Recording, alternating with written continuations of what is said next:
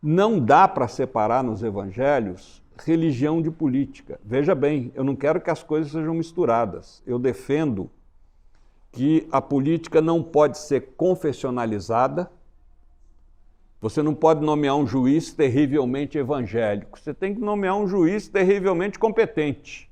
É isso que é importante. Agora, mas também você não pode partidarizar a política. Então se mantém esse equilíbrio, e isso no tempo de Jesus não havia distinção entre religião e política. Quem tinha o poder político, tinha o poder religioso. Tanto que todos nós cristãos, querendo ou não, até aqueles que são de direita e se dizem cristãos, somos todos discípulos de um prisioneiro político. Porque Jesus não morreu de hepatite na cama, nem de desastre de camelo, não havia moto, numa esquina de Jerusalém. Ele foi preso, torturado, julgado por 2 poderes políticos e condenado à pena de morte dos romanos, que era a cruz. Por quê? Por razões políticas, por subversão, sedição ao Império Romano, ousou anunciar um outro reino possível que não era o de César, que era o de Deus, e por blasfêmia, por razões religiosas, porque recusou a reconhecer a autoridade religiosa do Templo de Jerusalém.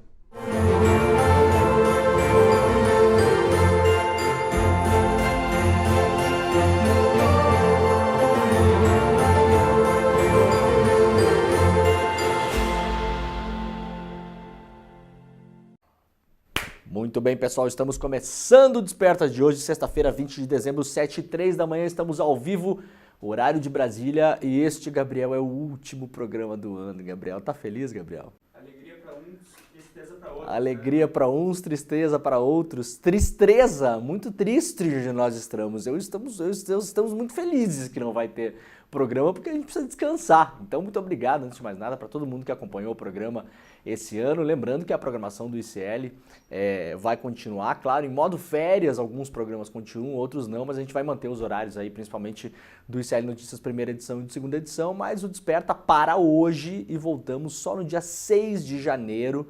Vamos despressurizar as nossas câmeras aqui, né? Vamos dar um tempinho pra gente descansar, tentar dormir um pouquinho mais, né? Tentar dormir 45 minutos a mais pela manhã. Obrigado para todo mundo que já está por aí, muito obrigado para quem já está no nosso chat. Nós estamos ao vivo nas principais redes sociais, mas principalmente nos nossos canais do YouTube, no canal do Leandro Demore, no canal do Eduardo Moreira e também no canal do ICL Notícias. Se você está chegando por aí, vai deixando seu like, ativando o sininho, assinando os nossos canais e principalmente compartilhando este programa com as pessoas que você conhece. Manda aí nas suas redes sociais, compartilha nos seus grupos de conversa de Telegram, de WhatsApp, de e-mail, aquela coisa toda. Muito obrigado para quem nos acompanha pela TV aberta, lá em Salvador, na Bahia, pela TV Quirimurê, lá em Porto Alegre pela Pop TV e também em São Paulo pela TVT. E muito obrigado para quem está nos ouvindo pelo rádio. Estamos ao vivo em 3 emissoras de rádio em São Paulo e na Grande São Paulo, na Rádio Heliópolis, na Rádio Brasil Atual e também na Rádio Cantareira. É muito bom ter a companhia de todo mundo. Se você está chegando por aí, já vai deixando o seu comentário no nosso chat, dizendo de onde você está assistindo a este programa. Muito obrigado para as pessoas que nos acompanham também fora do Brasil, brasileiros e não brasileiros, que nos acompanham em vários fusos horários diferentes por aí. Então, bom dia, boa tarde, boa noite. Vocês sabem também que este programa fica gravado nos nossos canais no YouTube, né? Muita gente tem o hábito de acompanhar o programa depois. Muitas pessoas que não acompanham notícias, assim, que não ficam o dia inteiro acompanhando notícias e consomem notícias através aqui do ICL. Então, muito obrigado pela companhia de todo mundo que já está por aí, né? Vamos lá então, gente, tem bastante coisa hoje aqui no programa, então vamos começar com a nossa querida e amada previsão do tempo, né? Primeiro final de semana do verão deve ser de temporais. O primeiro fim de semana do verão deve ser de temporais em boa parte do país, cenário que deve se repetir ao longo de toda a próxima estação. A última estação do ano começa às 6h20, horário de Brasília, deste sábado. Portanto, o nosso querido e amado verão começa amanhã, 6h20 da manhã, né? E deve ter chuvas acima da média e um calor mais próximo da normalidade. Já no primeiro dia do verão, a expectativa é de chuvas fortes em boa parte do sudeste e do centro-oeste, além do sul do país. Segundo a Climatempo, as seguintes regiões devem registrar o maior volume de chuvas, então preste atenção se você vive no norte do Paraná, em São Paulo, Rio de Janeiro, Minas Gerais, sul de Goiás, sul do Mato Grosso e também em todo o Mato Grosso do Sul. O IMET sinaliza que boa parte dessas áreas podem ter até 100 milímetros de chuva, com ventos de até 100 km por hora, né? Então são temporais que podem aí representar um perigo potencial. Preste atenção se você vive nessas regiões no clima nesse final de semana. O Climatempo explica que uma área de baixa pressão que se forma nessa sexta, portanto hoje, na costa do Rio Grande do Sul, vai dar origem a uma frente fria que chega ao sudeste no sábado. No norte do país, o destaque fica para as chuvas no Amazonas. Apesar de a chuva ter sido frequente na região, as pancadas têm sido mais pontuais. No final de semana, os temporais devem ser mais generalizados. No domingo, a chuva perde força no centro-sul. A frente fria avança e as áreas de instabilidade devem se concentrar no norte do Rio de Janeiro, em Minas Gerais e Espírito Santo. Goiás e Distrito Federal também podem ser atingidos. As temperaturas devem ficar amenas no domingo, apesar da chuva perder força, principalmente no sudeste. O verão, que é a estação mais quente do ano, eu gosto quando falam isso, né, Gabriel? Verão, vírgula, estação mais quente do ano, não me diga. Se estende até o dia 20 de março. E este ano não deve ser marcado por grandes ondas de calor, portanto não devemos ter um calor muito intenso durante todo o verão. De maneira geral, a Climatempo destaca que as principais tendências para o verão este ano são: formação frequente de corredores de umidade entre norte, centro-oeste e sudeste, contribuindo para a instabilidade do clima. Chuvas volumosas para este verão, que podem ficar acima da média em boa parte do sudeste, centro-oeste, norte e nordeste. Temperaturas acima da média no sul e em parte da região norte, com alguns dias com calor acima do normal. Alta nebulosidade e chuva frequente, que deve impedir a formação de ondas de calor de grande abrangência sobre o país, com a previsão de um verão com chuvas acima da média, ok? Então esse verão não deve ser um verão tão quente no geral, com chuvas acima da média e algumas previsões aí, claro, com calor e chuva de temporais. Então fiquemos muito atentos, né? Porque costuma dar problema isso, principalmente nessas chuvas de verão, em regiões que estão em áreas de risco. Então, como eu sempre falo aqui, não deixe de cobrar da sua prefeitura local, claro, de todos os poderes, estado, federal, mas é mais fácil você cobrar da sua prefeitura local. Os novos vereadores recém-eleitos chegam fresquinhos nas câmaras aí agora em janeiro, então organize-se para tentar pressionar essa galera para ter planos de emergência e contingência em caso de tragédias causadas pelas chuvas, né? 13º salário, o prazo para pagamento da segunda parcela termina hoje. O prazo para que os empregadores paguem aos seus funcionários a segunda parcela do 13º salário termina hoje. Portanto, se você recebeu já a primeira parcela, a segunda parcela tem que ser paga hoje. Preste atenção. Se você não pagou, se você não recebeu, vá atrás dos seus direitos, né?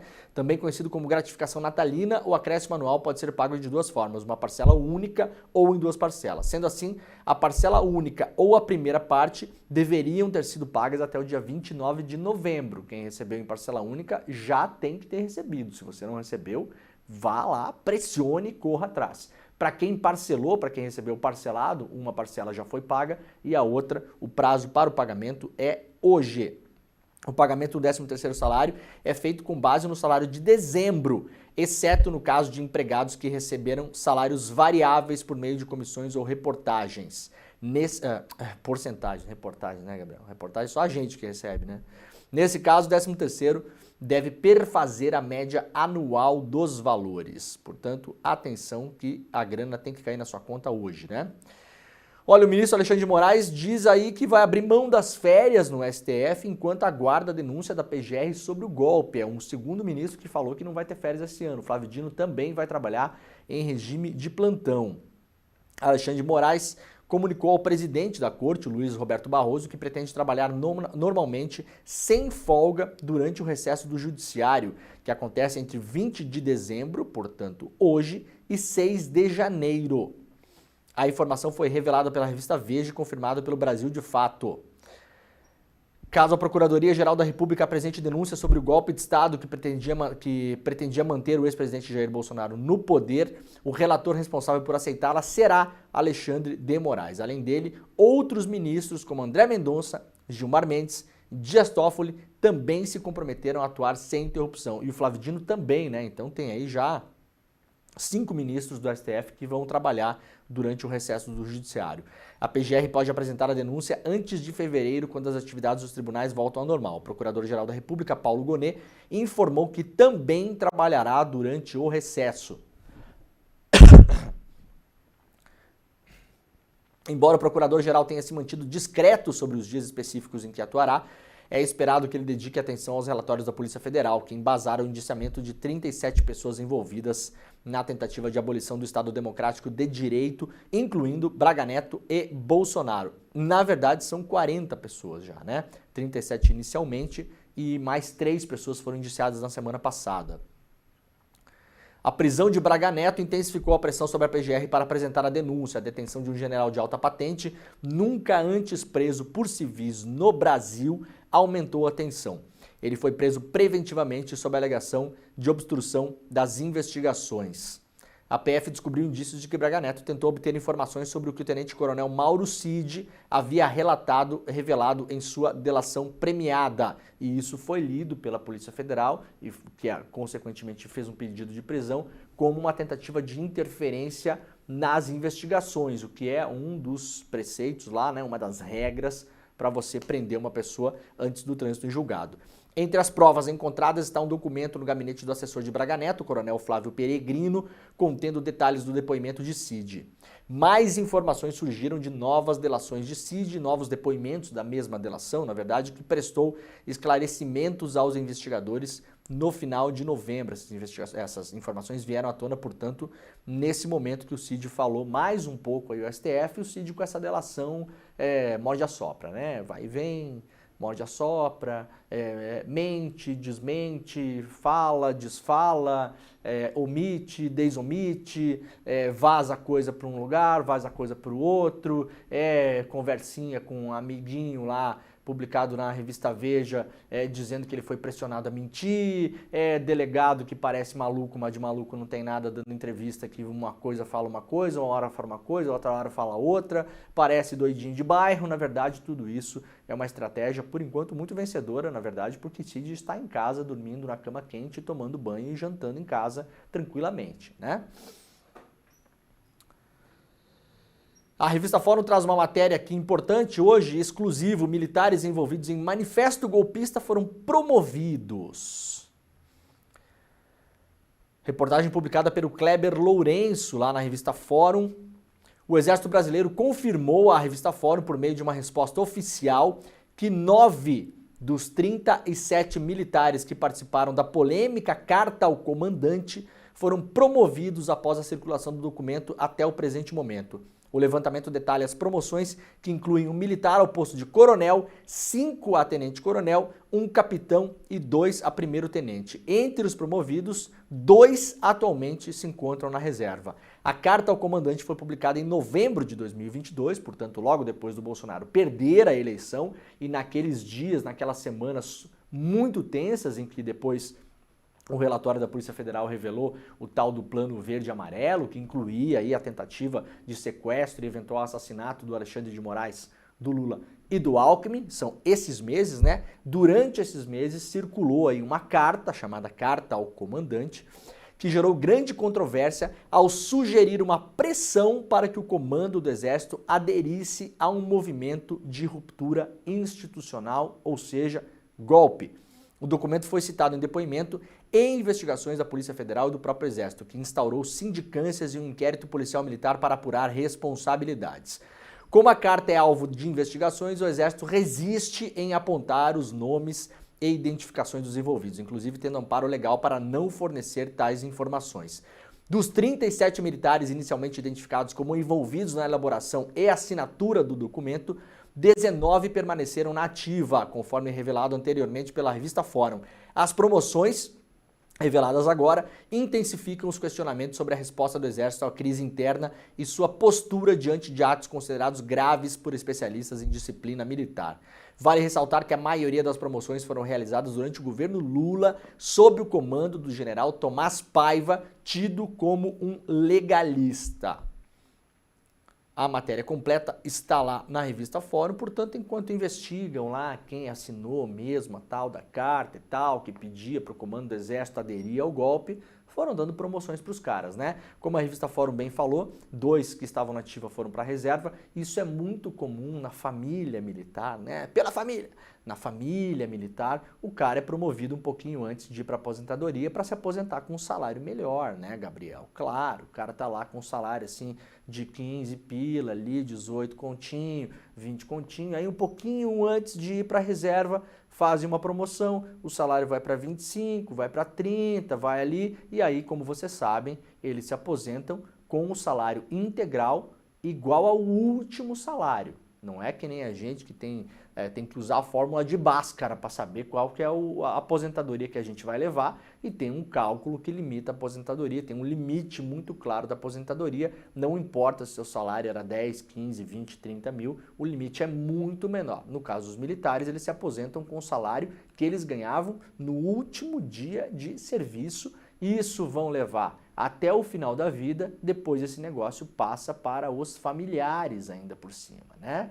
E com um detalhe, não há um limite de idade mínima para aposentadoria, é por tempo de serviço. Então o cara pode se aposentar aí com 40 e poucos anos, já está aposentadinho, já está em casa de boa, vai continuar, no mais das vezes, como é praticamente uma regra do Exército Brasileiro, porque poucos de fato trabalham, alguns trabalham de fato, né, mas não são muitos, vai continuar não trabalhando, só que em vez de não trabalhar lá no quartel, não vai trabalhar em casa. Uma beleza, né? Parabéns para os colegas da revista Fórum pela reportagem. Após tomografia na cabeça, médicos dizem que Lula está liberado para voltar a Brasília. O presidente Lula fez uma tomografia na cabeça na manhã de quinta-feira. O resultado confirma que ele está bem e liberado para viajar pela equipe médica. O exame fazia parte do protocolo pós-operatório. Com a alta médica, ele voltará a Brasília, onde retomará sua agenda de trabalho. O médico Roberto Calil explicou o quadro. Disse o médico, o hematoma não existe mais e é um controle tomográfico após uma cirurgia desse porte. Portanto, a questão médica do Lula, que era esse hematoma, foi completamente, segundo os médicos, debelada, e agora ele está liberado para trabalhar. Lula, na sexta-feira, deve se encontrar com ministros em um almoço. A ideia é fazer uma reunião na Granja do Torto, residência de campo da Presidência da República. O objetivo é poupar o presidente, que ainda precisará manter repouso relativo. Lula ficou internado desde a semana passada para realizar uma cirurgia de emergência na cabeça, como a gente fez uma cobertura aqui sobre isso, né?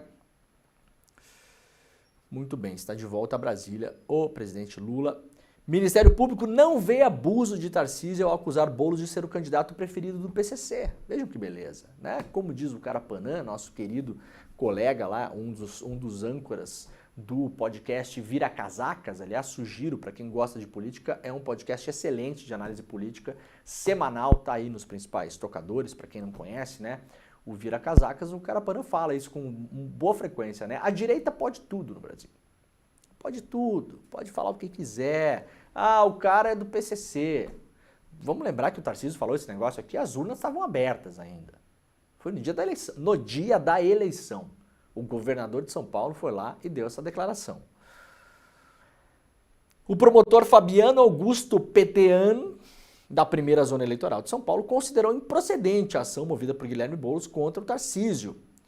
A informação foi publicada pelo jornalista Fernando Molica no site Correio da Manhã. Candidato derrotado na eleição, Boulos acusa Tarcísio de abuso de poder político por divulgar no dia do segundo turno que o PCC pedira em bilhetes votos para Boulos.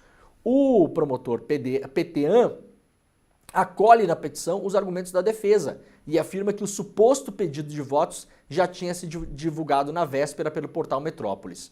Segundo revela Fernando Molica, no texto o promotor fala em predileção da organização criminosa por Boulos. Ele classificou o PCC como autoridade criminosa que, ressalta, tem controle velado de seus súditos, pressionados a votarem no candidato ao qual a ordem determinou. Em 2024, a Justiça não aceitou denúncia de Petean contra jornalistas, né? Eles publicaram que na campanha de 2022 a equipe de Tarcísio teria mandado cinegrafista apagar imagens de um tiroteio. O promotor arquivou a investigação sobre o governador relacionado ao caso, ou seja, já tem histórico com o Tarcísio, o promotor, né? Aparentemente gosta bastante do Tarcísio, inclusive, né?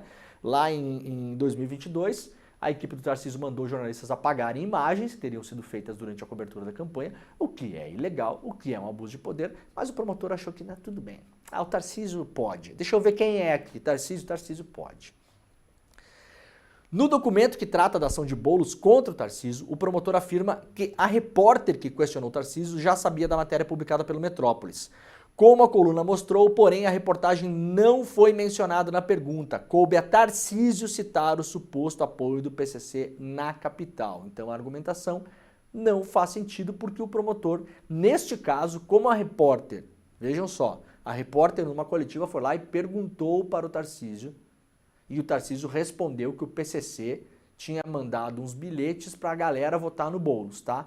A repórter não comentou nenhuma matéria que tivesse saído em relação a isso.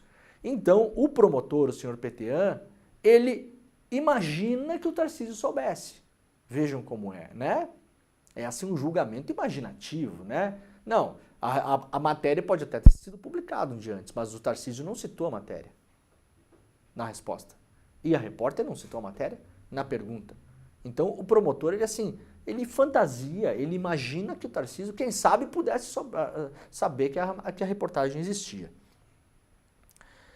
A Polícia de São Paulo não provou que os bilhetes apreendidos são do PCC. Isso aqui é importante, tá? Olha só. Em seu parecer, porém, o promotor Petean afirma que as informações foram confirmadas quanto às ordens para a votação no Boulos. Então, é o seguinte, o promotor diz na sua peça de defesa do Tarcísio que a informação foi confirmada. O PCC mandou votar no Boulos. Acontece que o inquérito policial aberto para investigar os tais dos bilhetes não diz isso.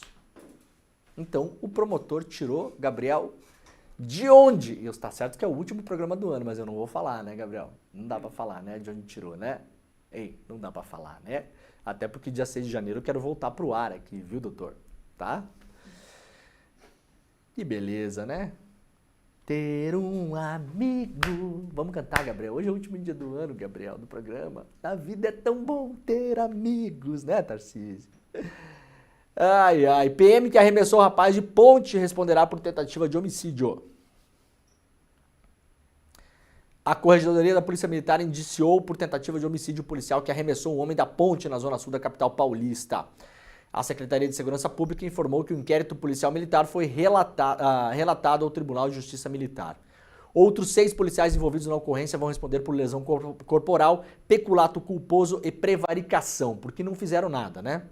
Eles permaneceram afastados de suas funções, segundo a Secretaria. O soldado que jogou o rapaz da ponte está preso no presídio militar Romão Gomes desde o dia 5.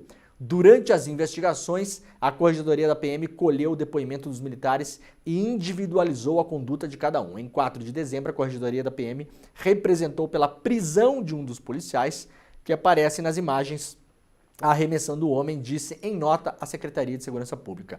O pedido de prisão foi aceito pela Justiça Militar no dia seguinte. O caso também é investigado em inquérito pela Polícia Civil por meio da Central Especializada de Repressão a crimes e ocorrências diversas. Os policiais respondem ainda na esfera administrativa que apura a conduta dos envolvidos. Polícia Federal faz buscas contra assessores dos deputados Jordi e Sóstenes Cavalcante. Essa notícia saiu ontem, logo depois de Desperta, não deu tempo da gente dar aqui, então eu vou só para registrar hoje aqui. A PF cumpriu ontem mandados de busca e apreensão em endereços de assessores dos deputados bolsonaristas Carlos Jordi, que aliás concorreu à prefeitura de Niterói nessas últimas eleições, e Sóstenes Cavalcante, os dois são do Rio de Janeiro. Eles são investigados por crimes de corrupção, lavagem de dinheiro e organização criminosa. As investigações da PF apontam para a existência de um grupo criminoso em que agentes públicos e empresários teriam estabelecido um acordo ilícito para desvio de recursos públicos das cotas parlamentares. Para isso, teriam usado contratos falsos com locadoras de veículos. Foram cumpridos mandados no Rio de Janeiro, em Tocantins, além do Distrito Federal. Os nomes dos assessores não foram divulgados. A operação foi nomeada Rent-A-Car. É muito bom, né? Rent-A-Car, né? Porque os caras estavam praticamente pegando a verba que eles têm direito, dinheiro público, seu, no caso, seu dinheiro, segundo a Polícia Federal, fazendo contratos falsos com empresas de locação de veículos e passando esse dinheiro, né, para a ilegalidade, posteriormente, depois fazendo a lavagem desse dinheiro para trazê-lo novamente à legalidade. Resumindo, roubando o teu dinheiro. A operação foi autorizada pelo Flávio Dino, do Supremo Tribunal Federal, responsável pelo inquérito. O Dino negou o pedido de busca contra os próprios parlamentares. A PGR também se manifestou contra. De acordo com a Polícia Federal, os investigados utilizaram uma empresa de locação de veículos para simular contratos de prestação de serviços. A PF apura também suposta relação dos assessores com uma empresa já citada em investigações por fraudes em licitações no Amazonas. O sócio Enes Cavalcante rechaçou que haja qualquer irregularidade. Segundo o parlamentar, um dos alvos de buscas é seu motorista. Podem revirar tudo, não vão achar nada, afirmou Carlos Jordi também em sua manifestação. Beleza, então, vamos revirar tudo aí, para ver se acha alguma coisa. Mulher leva flores de enterro à casa de Lula e chama policial de macaco. Isso aqui a gente trouxe ontem pela manhã, mas logo depois a gente conseguiu em primeira mão aqui no ICL, publicamos, aliás, nas nossas redes sociais aí, o vídeo da mulher. Essa mulher foi lá na frente da casa do Lula, em São Paulo, levar uma coroa de flores dessas de velório, né? Até aí, gente, tudo bem, né? Manifestação da pessoa, a gente não pode proibir no país manifestação de mau gosto, né? O que a gente pode apontar, claro, a incoerência do pessoal que é pela família, ai, por Deus, o livrinho mágico. Aliás, um vídeo meu do livrinho mágico viralizou nas redes bolsonaristas, Gabriel, essa semana.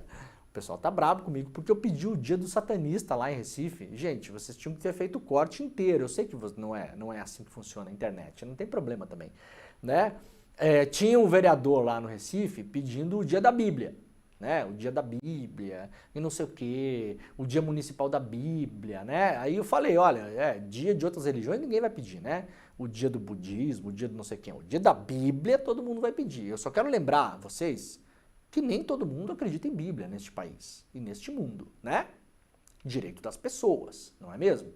Então eu queria fazer lá o dia municipal e não sei o quê, e nas escolas e barará. Aí eu falei, olha, então vamos também pedir o dia de Satã, né, ô Gabriel? O dia do capeta, porque o satanismo também é uma religião, tá? Eu não tô brincando, é uma religião, claro que é.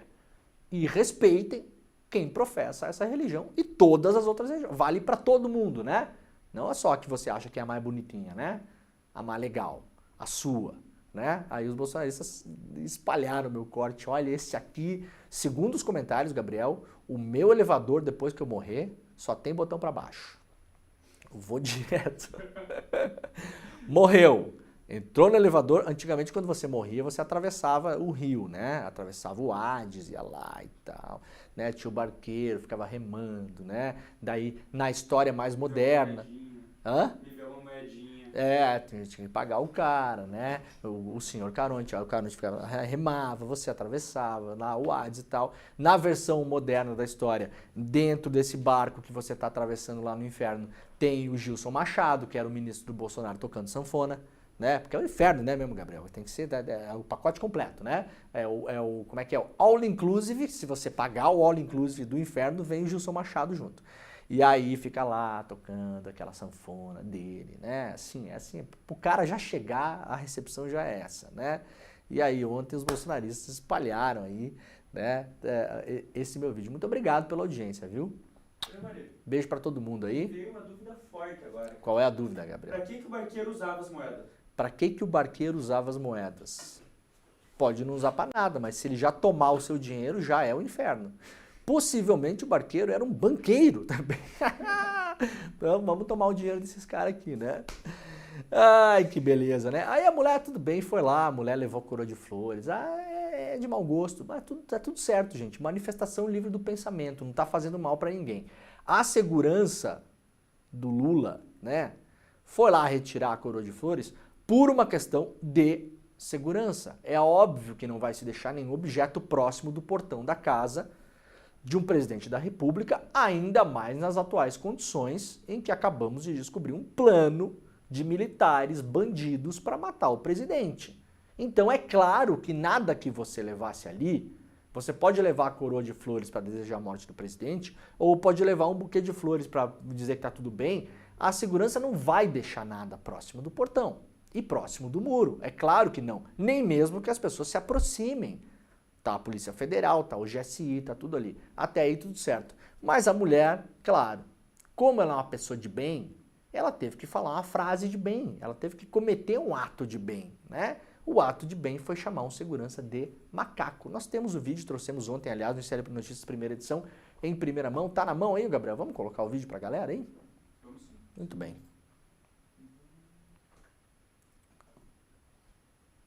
Eu não vou curtir seu macaco.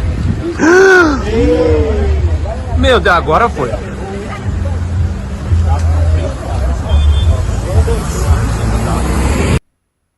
Aí, ó. Vou botar mais uma vez. Eu não vou curtir seu macaco. Meu Deus, agora foi. Eu gosto muito do rapaz. Ih, agora deu. Até a pessoa que estava ali filmando entendeu que enquanto ela estava lá com o seu protesto de mau gosto, beleza. Aí saiu, falou pro segurança, eu não vou sair, seu macaco. Foi levada para a delega, vai responder a crime de injúria racial, né? E aí, veja que beleza. Porque o cidadão de bem, ele é pacote completo, né, Gabriel? O cidadão de bem, Deus, pátria, família, nossa liberdade, ele é o pacote completo. Não é só isso. Não acaba aí. Não acaba aí. O vídeo está nas nossas redes sociais para quem quiser compartilhar, tá aí, né?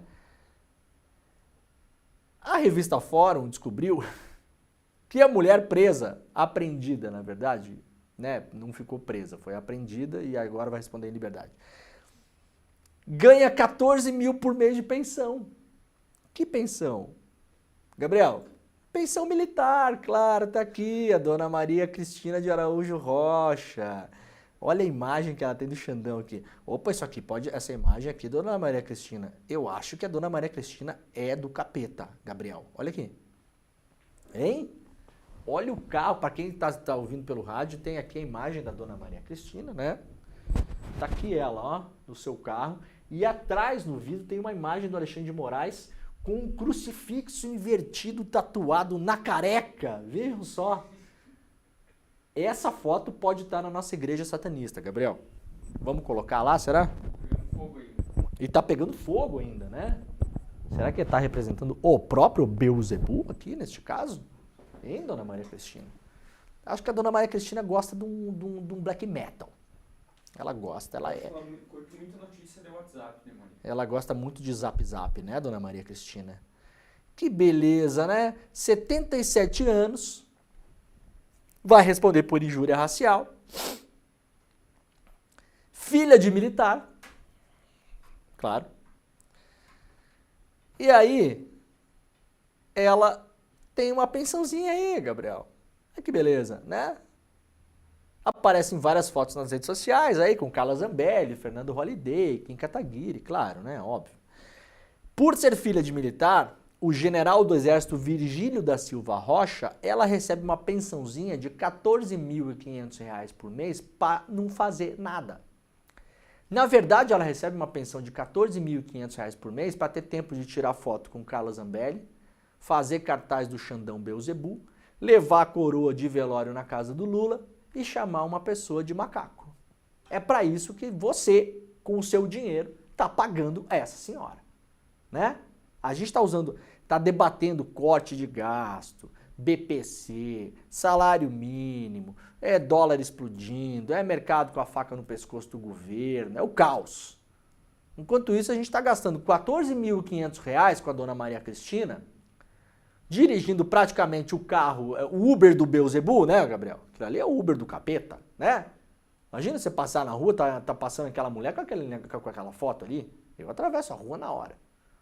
E ainda estou pagando para essa mulher fazer isso. Com pensãozinha ali militar. Porque é filha do general, né? O espermatozoide vencedor. Que sorte, né, Maria Cristina, que nasceu nessa família, que não precisa trabalhar, a senhora. Tá gastando o nosso dinheiro para fazer porcaria pela rua, por aí? Hein? Em vez de ir pro bingo, bingo não pode mais, né, Gabriel? Não pode. Bingo não pode mais. Jogar carta, dona Maria Cristina. Tomar chimarrão, posso ensinar a dona Maria Cristina a tomar chimarrão, vai ficar mais calminha. Né? Sei lá, gente. Que maravilha, né? Ai, ai, ela costuma se gabar também da amizade próxima do pai com o general Eduardo Vilas Boas, né? O embrião do golpe, Eduardo Vilas Boas. Autor dos famosos tweets lidos em rede nacional pelo William Bonner, sem contestar, ameaçando o Brasil caso Lula fosse solto. Embrião do golpe. Ela recebe a pensão desde 2009. Atualmente são R$ 14.500, podendo variar. Em junho, por exemplo, ela ganhou 17 mil líquidos por causa de uma gratificação. Maria Cristina faz parte de uma lista de 30 mulheres parentes de militares que tiveram a situação regularizada judicialmente em dezembro de 2010, quando o TCU publicou um acórdão considerando legal a concessão do benefício. Ou seja, ela não só recebe a pensão, ela recebe as gratificações ainda que tem para os militares, cara. É chinelo na nossa cara, né, Gabriel? Pá! Se ela manteve essa média nos últimos anos, desde que ela começou a receber pensão, ela já recebeu R$ 2.610.000. De 2009 até agora? Isso. Quase 3 milhões. 2.600 a gente pagou para Maria Cristina já? É. Ai, Maria Cristina, a senhora, a gente podia estar usando melhor esse dinheiro, Maria Cristina. Né, Maria Cristina, né? Com o seu carro fúnebre do Beelzebub, passeando por São Paulo. Toma atento, Maria Cristina, vai tomar uma multa agora da injúria racial. Pelo menos uma parte desse dinheiro vai pro rapaz lá que é o segurança do Lula, né? Um pouquinho a gente vai ver sendo devolvido, né? É um chupim, clássico chupim, né? Clássica mamateira. E provavelmente A senhora. do tipo que é contra gente, que é contra a escala 6x1. É contra, Pra dá R$ contra 500, tudo, a 6 dona Maria dias na Cristina. semana. A dona Maria Cristina é contra tudo. Ela deve ir na manifestação contra o 6x1 também, né? Porque a dona Maria Cristina é o 0x7, né, Gabriel? Conhece a escala 0x7? É a escala da Maria Cristina. Trabalha 0 dias e folga 7. Porque não precisa, né? Porque a gente está sustentando a mamata da dona Maria Cristina. A gasolina que ela gastou para ir lá fazer esse negócio. O dinheiro que ela gastou para imprimir esse cartaz ridículo, né? Quer dizer, o cartaz eu achei legal até. O cartaz a gente podia pedir para ela o PDF para poder imprimir, Gabriel. O cartaz. Gostei do cartaz da Maria Cristina. A única coisa legal que ela fez foi o cartaz. Bem no meio da careca do Xandão, né? Hein? Ai, minha senhora. Vai se ocupar, minha senhora. Senado finaliza a votação e aprova a PEC do corte de gastos.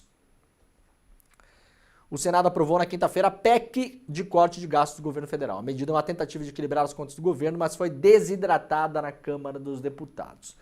Todos os detalhes sobre isso, é um monte de coisa, tá? É complexo. Essa PEC foi enviada pelo Fernando Haddad para o Congresso, ela foi modificada, fatiada, desidratada, todos os hadas que vocês possam imaginar. Então tudo aquilo que o Haddad anunciou naquele discurso de 8 minutos que ele fez em rede nacional de TV e rádio, não foi tudo aquilo que foi votado. Vamos resumir aqui. Aumento de isenção para quem ganha até R$5.000 por mês não foi votado. Na volta a gente compra, tá? Esse na volta a gente compra. Imposto maior para pessoas que ganham fortunas por ano aí, para compensar a isenção para quem ganha até 5 mil, também não foi votado. Na volta a gente compra isso. A alteração das regras do BPC foi votado, não como foi mandado, mas foi votado. Vai ser mais difícil conseguir BPC. Tá? Aí, a partir de agora, a gente vai discutir se as regras anteriores eram muito frouxas, se tinha fraude, se não tinha fraude, não sei o quê. Eu só espero que daqui a 1 mês, 2, 3, 4, 5, quando essas regras entrarem em vigor, eu não tenha que ler matéria de manhã aqui de gente que deveria receber BPC e não está recebendo porque a regra apertou demais. tá? Se é para organizar, é uma coisa. Se é para combater fraude, é outra coisa. O governo que olhe com muita atenção esse negócio, para não cometer injustiças. Limitação de crescimento do salário mínimo, foi aprovado. Então, assim, ó, em tese, né? Vamos ver como é que vai ser na prática. Em tese, no lombo do pobre foi aprovado. O que beneficia as pessoas que ganham menos não foi aprovado. O que ia fazer a pessoa que ganha mais pagar imposto não foi aprovado. Tá? Isso aí tudo tem umas coisas que ficou na volta, a gente compra. Outras coisas passaram. Limitação dos super salários. Não foi aprovado. Eles aprovaram sem aprovar. São bons nisso os caras lá, né? O presidente da Associação dos Magistrados do Brasil ontem estava desfilando pela Câmara de terno, falando com deputados. A gente mostrou o vídeo aqui. Mostrando uns papeluchos já com os trechos de lei possivelmente escrito por eles próprios, para os caras simplesmente copiar e colar. Mostrando para os deputados e falando, esse texto aqui é do nosso interesse, esse aqui. Não tinha presidente da Associação das Pessoas que Recebem BPC lá. O povo não tem força de lobby nesse caso, né? O juiz pode viajar, pode pegar o aviãozão, pode ir lá, ficar no hotelzão, fazer aquela jantinha bacana, se encontrar com pessoas, né? O aposentado lá não tem essa força. Aí era para limitar o salário dos caras ao teto constitucional. Atualmente é um pouco mais de 44 mil reais. Não foi isso que foi votado ontem lá. O que foi votado foi um clássico na volta a gente compra. Foi um tipo assim, vamos limitar, mas isso aqui precisa de uma outra lei para aprovar, uma lei ordinária, uma não sei o quê. Então assim, a gente vai limitar, tá galera? Depois a gente vê isso aí, tá? Foi isso que passou ontem. Então na prática não vai limitar, porque essa outra discussão dessa outra lei a gente esquece. Não vai acontecer. E ainda ficou brecha para o Conselho Nacional de Justiça poder pagar penduricalho e abono para essa gente toda por fora da lei. Tá? Conseguiram o que queriam ontem. Várias medidas de cortes que era para passar, passaram. As medidas que era para beneficiar a população no geral, não passaram.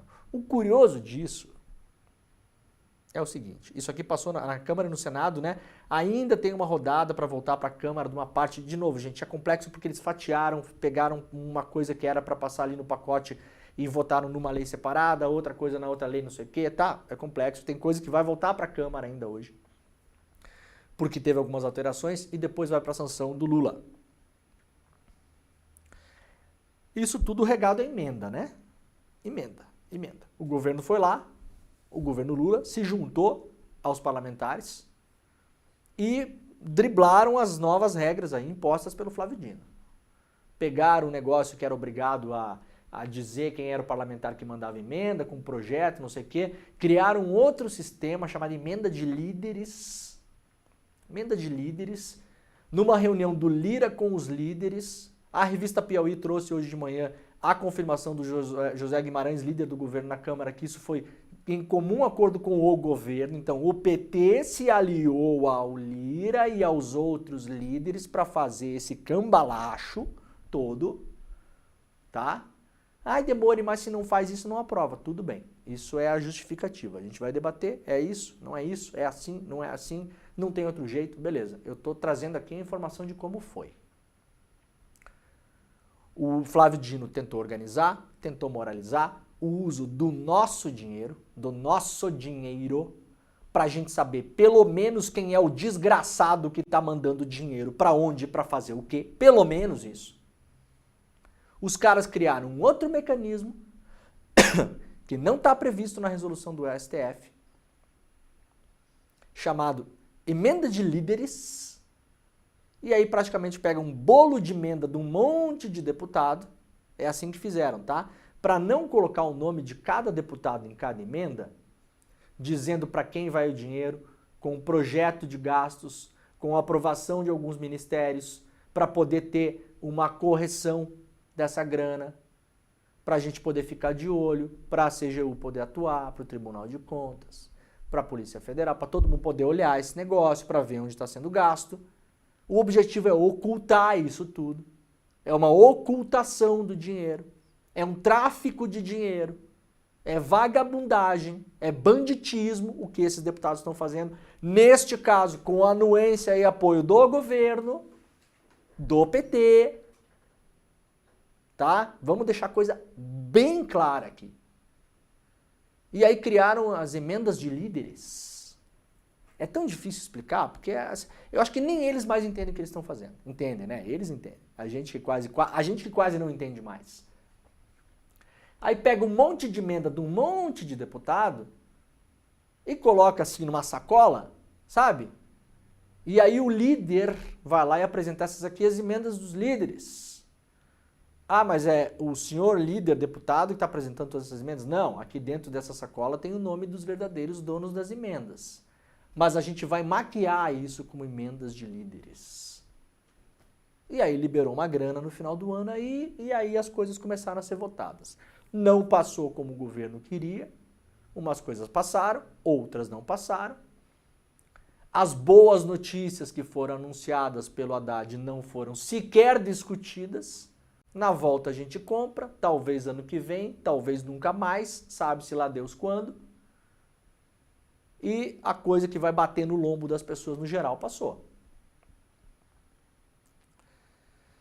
A Câmara aprovou, portanto, o projeto que muda o BPC e limita o ganho real do salário mínimo a 2,5% por ano para além da inflação. Né? Vai crescer? Vai, até 2,5% ao ano em cima da inflação.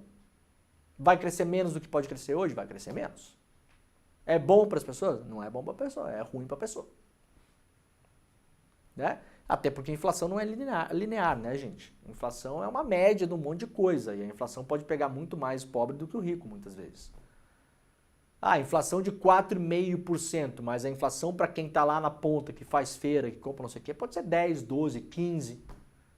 Então, se subir 4,5 mais 2,5, não vai chegar nem na metade da perda que a pessoa teve no ano. Né? Sendo que o poder de compra de quem tem menos dinheiro é menor.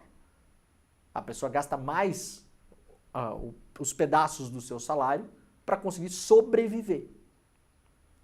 Né? Isso aí tudo passou, tá? O Senado aprova limite de gastos mais duro em caso de déficit. O texto vai à sanção para o Lula agora. De novo aqui, tá, gente? Tá tudo fatiado essa coisa, tudo aos pedaços, tá? O Senado aprovou a lei que estabelece novos limites para gastos públicos em caso de déficit primário, de acordo com o projeto. Em caso de déficit primário, ou seja, em caso do governo gastar mais do que arrecada, grosso modo aqui, tá? Ficará proibida a concessão, ampliação ou prorrogação de incentivos e benefícios tributários. A proposta também impõe travas para o crescimento das despesas com pessoal. Além disso, o governo poderá bloquear ou contingenciar parte das emendas parlamentares ao orçamento quando houver resultado negativo na economia. Ou seja, isso aqui, se o governo estiver gastando mais do que arrecada num ano, isso aqui proíbe novos benefícios tributários e incentivos, no geral. Não por acaso esse ano votaram para manter os benefícios de vários setores da economia que não geraram nada de bom para o país. Então, primeiro eles votaram para manter, pelos próximos 5 anos. Agora votam para não ter novos. Então, primeiro garantiu, né? Primeiro garante, aí depois, na volta, a gente compra. Limita também crescimento com despesas de pessoal, ou seja, se tiver déficit no ano que vem, ou no outro, ou no outro, ou no outro, isso aqui vai dificultar você dar aumento salarial para categorias de funcionários públicos e fazer concursos. Tá? Estou traduzindo o que tem aqui. Isso que foi votado e aprovado ontem. Então você, funcionário público, já sabe. Ai, ai, que beleza, né? Celebrada por governo e por Centrão, reforma tributária amplia incentivo aos agrotóxicos. O Congresso aprovou a regulamentação da reforma tributária, considerada essa aqui é a tributária, não é o pacotão, né? Então tudo isso essa semana, tá, gente? E aí ampliou isenção fiscal em 60% para pesticidas e renúncia fiscal de produtos de origem transgênica. Ou seja, essas coisas que são um grande debate, inclusive em relação à saúde pública, que poderiam ser mais taxadas, estão sendo beneficiadas. Aqui onde poderia apertar, que é um setor da economia onde circula muito dinheiro e onde ninguém vai morrer de fome se cobrar um pouquinho mais de imposto, que ajudaria as tais contas públicas, aqui libera. Aqui libera. Aqui não tem regras mais rígidas como o BPC, né? O BPC temos que ter regras mais rígidas. Agrotóxico, não. Agrotóxico tá beleza, tá liberado. Trazer essa coluna aqui só porque eu acho relevante, muita gente não sabe, né, não acompanha a notícia o dia todo. O Jornal Globo, ele tem uma representante do assim chamado mercado entre as suas colunistas, né? Que é a Zeina Latif, trabalhou em banco já e tal, muito conhecida no mercado. Assim, é uma das vozes do mercado, né? Não tem ninguém do MST escrevendo coluna aqui falando sobre isso, né?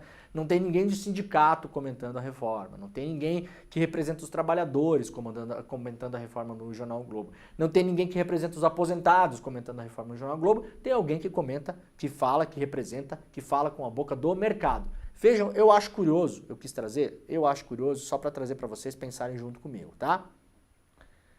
Coluna dela de hoje. Há simbolismos importantes no pacote fiscal, avalia economista. Tá?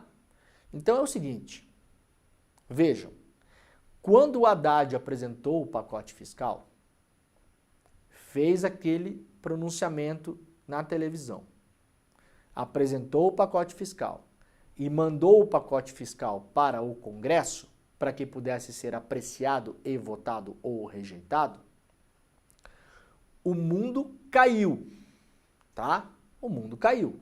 A gente está vendo a fotografia do mundo agora. O dólar explodiu, a bolsa caiu, isso vai estourar na inflação, gente pedindo o fim do governo Lula. Essa semana, várias pessoas. Gente pedindo o fim do governo Lula, falando que a economia brasileira caminha para uma situação insustentável. Eu fico imaginando para onde caminha a economia da Turquia. Sei lá eu, né? Da Bolívia, sei lá eu, para onde caminha, assim. Aparentemente o mundo já acabou nesses lugares, né? Para onde caminha a economia do Irã, da África do Sul, não sei, né? Porque parece que assim o mundo está ótimo, o Brasil está no desfiladeiro. Então quando o Haddad apresentou o pacote, o mundo acabou. Ontem, quando a Câmara votou o pacote, que é um pacote que vai economizar menos dinheiro, vejam, atenção no que eu vou falar aqui. O pacote oficial que o Haddad apresentou, o primeirão, o textão primeirão aquele, ele era melhor para economizar dinheiro, tá? Ele previa mais cortes ele previa. Corte de super salário, uma série de desonerações que poderiam ser cortadas, limite de gasto. Então, o pacote do Haddad, ele era mais restritivo em relação a cortar, a gastar menos para melhorar o tal do déficit. O pacote aprovado pela Câmara, nesse sentido, ele é pior. Ele vai economizar menos dinheiro, ele tem menos cortes. Ele foi, como se diz, desidratado. Quando o Haddad apresentou, o mundo caiu. Ontem, há simbolismos importantes. Né? Tá bom? Para bom entendedor, basta, né? Se quiserem ler o artigo, se quiserem perder 5 minutos de vida, também não precisa ler. Eu só estou trazendo aqui para mostrar a diferença de tratamento. Né? A Câmara foi poupada, o Senado foi poupado, não é culpa de ninguém. O governo é péssimo, a culpa é do governo, o pacote do Haddad é insuficiente. O Haddad foi criticado porque o pacote era insuficiente, porque eles queriam mais cortes. O pacote votado pelo Congresso ontem é um pacote que prevê menos cortes. Mas, mãozinha na cabeça, né? Simbolismos importantes. Ai. Bom, para fechar o programa de hoje, hoje é o último dia do senhor Arthur Lira, no comando da Câmara. Lira faz despedida do plenário da Câmara e diz que voltará para o chão de fábrica. Só tem operário ali, né, Gabriel? Ei, é só operário trabalhando ali. Tem deputado que tem riqueza de família assim que tem 3 jatinhos. Não é 1, é 3. É o chão de fábrica, né? Hein, Lira? Como é que é? Vaquejada, né? Vaquejada. É boi que vale não sei quanto. É caminhão de dinheiro público para mandar para vaquejada, né, Lira? É o chão de fábrica. É um pobre coitado. Me dá até pena. Vou até fazer um pix. Gabriel, faz um pix pro Lira agora aí, por favor. Eu acho que ele tá sem um prato de comida lá. O presidente da Câmara falou que vai voltar ao chão de fábrica num discurso de despedida dos parlamentares, encerrando os 4 anos em que esteve à frente da casa. O Congresso entra em recesso, só volta em fevereiro, há imediatamente a eleição para a presidência logo depois que o Congresso volta. A fala ocorreu na quinta-feira após os deputados aprovarem o último projeto que estava na pauta. O discurso foi de poucos minutos, né? Disse o Lira: a gente não encerra nenhum ciclo aqui, a gente sempre se renova, a gente pode voltar de onde eu sempre gostei de atuar, que é o chão de fábrica, como eu sempre chamo, sem nenhum tipo de problema ou qualquer outra situação. Há ventos que dizem que o Lira pode ser ministro do governo Lula. Duvidar, não duvido. Se for, a gente vai continuar criticando da mesma maneira, né? Não vai passar a ser uma pessoa boa porque virou ministro do Lula. A herança do Lira nesses 4 anos é nefasta. Nefasta. A gente tinha uma expectativa muito baixa em relação ao Rodrigo Maia, mas o Rodrigo Maia segurou a peteca lá durante o governo Bolsonaro. Segurou várias loucuras do Bolsonaro. Loucura, PEC de voto impresso, isso e aquilo. Maia botou o pé na porta mesmo na Câmara, tanto é que foi um dos caras mais atacados pelo bolsonarismo, né? Um dos mais atacados. Já parece que é século passado, mas o Maia estava no nível Xandão de ataque, vocês lembram, né? O Maia nas manifestações era um dos grandes citados ali, junto com o Xandão e com o STF, com não sei o quê. O Lira assumiu, tomou conta do orçamento, através do orçamento secreto, fez o que quis na Câmara. Foi uma das piores presidências, se não a pior presidência da Câmara da história da República depois do fim da ditadura militar. Já vai tarde. Poderia, aliás, pegar uma carona no carro fúnebre da Dona Maria lá, né, o Gabriel? Pra passear, viu, Lira? Claro que a gente aqui não vai ficar defendendo como ela defende lá a morte de ninguém. Pra dar uma passeada no carro lá, né? Sentir o clima dentro lá, né? Sentir o cheirinho de enxofre, né, Gabriel? Deve ter lá dentro, né? Com aquele cartazinho do Xandão, né?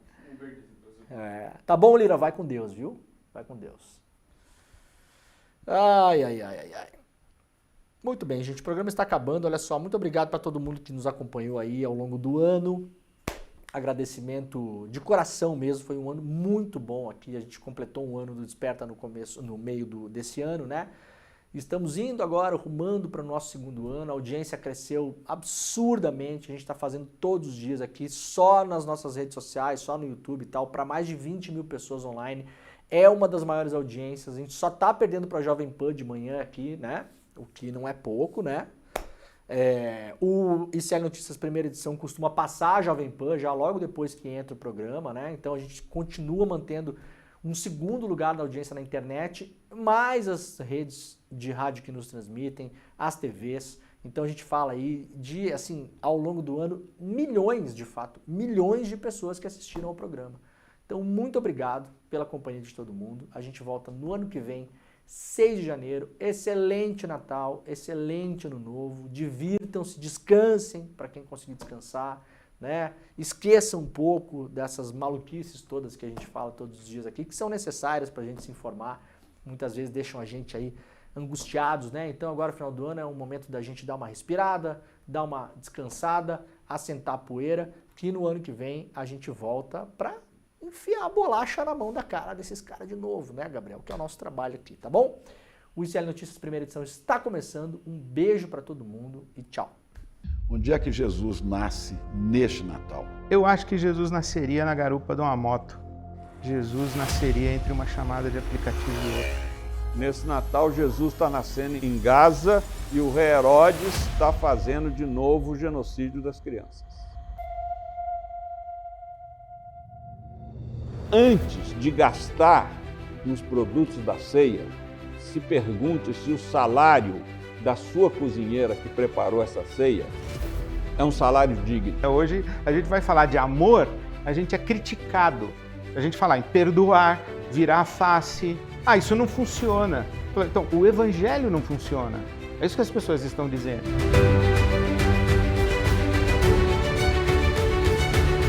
É possível manter esperança, nutrir esperança em meio a tanta coisa? O Jesus vai nascer na esperança daqueles que acreditam no mundo melhor. Quando a gente não tem motivo para ser otimista, a gente sobrevive de esperança. Eu me considero muito velho para ter desesperança. Agora, eu sei que eu não vou ver a colheita, mas faço questão de morrer semente.